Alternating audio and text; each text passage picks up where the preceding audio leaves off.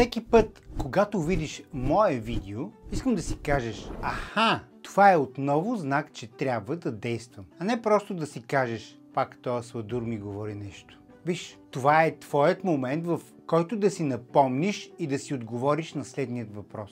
Работя ли върху най-ценният си навик? И не говоря тук за фитнес или за хранене, макар че и те са много важни. Говоря за комуникация. Помисли си само. С нея можеш да отвориш всяка една врата в работа, в къщи или където и да си пожелаеш да отидеш. Не я подценявай, защото ще стоиш пред затворени врати цял живот. А когато я овладееш, комуникацията, то светът ще бъде в твои ръце. Защото това не е просто умение. Това е актив. Актив, който носиш със себе си цял живот. Използвай този актив в своя полза. Ако искаш да промениш мисленето си, последвай.